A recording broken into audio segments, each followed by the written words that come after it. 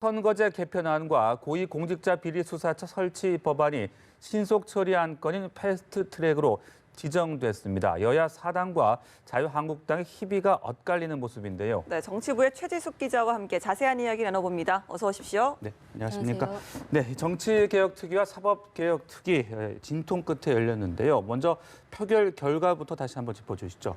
네, 사개특위와 정개특위 모두 한국당 의원들이 회의장에 들어와서 거세게 항의를 하기도 했는데요. 결과적으로 표결을 막지는 못했습니다. 사개특위는 공수처 설치 법안 2건과 검경 수사권 조정을 위한 형사소송법 개정 법안을 무기명 표결에 붙여 통과시켰습니다. 이상민 위원장을 비롯해 모두 11명의 의원들이 표결에 참석해 제적의원 5분의 3 이상인 11명 의결 정족수를 마쳤습니다. 정개특위는 총 투표수 12표 중에 12표 찬성으로 마찬가지로 의결 정족수를 충족시켜 패스트트랙을 지정했습니다. 이 지정된 법안들은 법제사법위원회의 체계자구 심사와 본회의 부의 등을 거치게 되는데요. 최장 330일 이내에 본회의에 상정됩니다. 네, 어제 당이 좀 우려했던 물리적인 갈등은 벌어지지 않았는데요. 그래도 네. 좀 상황은 어땠는지 전해주시죠. 네, 자유한국당에서 일단 극렬하게 반대를 하긴 했는데요. 말씀하신 것처럼 몸싸움은 벌어지지 않았습니다. 네. 당초에 국회 본청 2층과 4층에서 회의가 열릴 것으로 전망돼서 한국당 의원들이 집결해 복도에 앉거나 눕는 등 진입을 막았었는데요. 예. 여야 사당이 회의장을 옮겨 진행하며 한국당 의원들이 날치기라고 거센 반발에 나서기도 했습니다. 이상민 사개특위위원장은 질서유지권을 발동하고 사전에 경고를 하기도 했지만 국회 방어원들이 실제로 한국당 관계자들을 회의장 밖으로 끌어내지는 않았습니다. 회의장에 들어온 한국당 의원들도 의사진행 발언을 이어가기도 했습니다. 회의 자체가 이제 원천 무효라면서 좌파 장기 집권을 위한 시도라고 비판했는데요. 한국당 의원들이 민주주의에 대한 유린을 주장하면서 민주당 의원 등과 회의장 내에서 고성이 오가기도 했습니다. 네, 앞서 지난주에는 참 격한 몸싸움이 벌어지기도 했었는데 네, 그렇습니다. 그래도 기류가 조금 바뀌었던 것 어떻게 해석할 수 있는 겁니까? 네, 말씀하신 것처럼 이제 지난주 첫 패스트트랙 시도 때에는 자유한국당 의원과 보좌진들이 팔짱을 끼고 저지선을 형성하면서 회의장 입구에서 몸으로 밀치며 위원들의 출입을 막았습니다.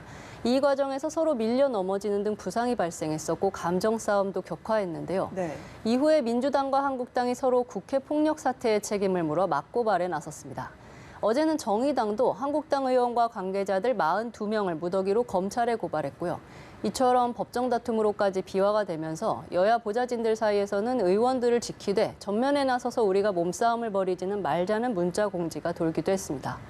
의원들도 이제 몸싸움은 벌이지 않는 것으로 각 당마다 의견을 모으면서 물리적인 충돌은 피하려고 하는 모습을 보였습니다. 네. 예, 이렇게 좀 패스트트랙 지정은 완료가 됐는데 앞으로는 좀 절차가 어떻게 되는 겁니까?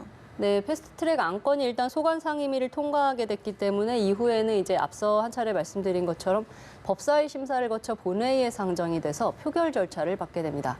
본회의 상정까지 최장 330일이 걸리는데요. 이 기간 동안 여야 사당은 한국당과 협의해서 최대한 단일안을 도출하기 위해 노력하겠다는 입장입니다. 이번에 한 명이라도 의결 정족수를 채우지 못했다면 국회법에 따라 4월 국회 회기 내에 제시도가 불가능했을 텐데요. 네. 패스트트랙 지정이 된 만큼 사실상 법안 처리를 위한 절차는 시작됐다고 보면 될 것 같습니다. 네, 그런데 한국당은 민주주의 파괴다, 강력한 투쟁을 계속하겠다 이런 입장을 보이고 있지 않습니까? 합의 가능성 어떻게 볼 수 있을까요? 네, 일단 패스트트랙 지정 이후에 한국당에서는 비상의원총회를 열었습니다. 그리고 대여 투쟁을 계속해 나가겠다는 뜻을 밝혔는데요. 황교안 대표는 날치기를 한 정부는 망했었고 또 날치기 직후의 선거는 날치기 한 정당이 망했다 이렇게 비판하기도 했습니다. 목숨을 걸고 문재인 정부의 폭정을 막아내겠다고도 밝힌 상태입니다. 아직까지 구체적인 투쟁 방식은 확정하지 않았는데요. 당장 오늘 오전에 광화문에서 의원총회를 열거나 또 천막 당사를 설치하는 방안 등을 검토 중이라고만 밝혔습니다. 네. 나경원 원내대표도 국민의 마음을 더 헤아리는 정당이 되겠다면서 국민에게 가기 위한 투쟁을 계속해 나가겠다고 말했습니다. 이처럼 이제 한국당이 강경한 입장을 보이고 있어서 당분간은 갈등 상황이 지속될 전망입니다. 다만 아직 패스트트랙 안건의 본회의 상정까지는 시간이 충분히 남은 만큼 여야 사당이 다른 협상 카드를 조건으로 한국당과 극적인 합의를 도출할 가능성도 남아 있습니다. 네. 한국당은 지역구 의원 정수 270석안을 내놓기도 했습니다. 반대하는 이유가 뭘까요?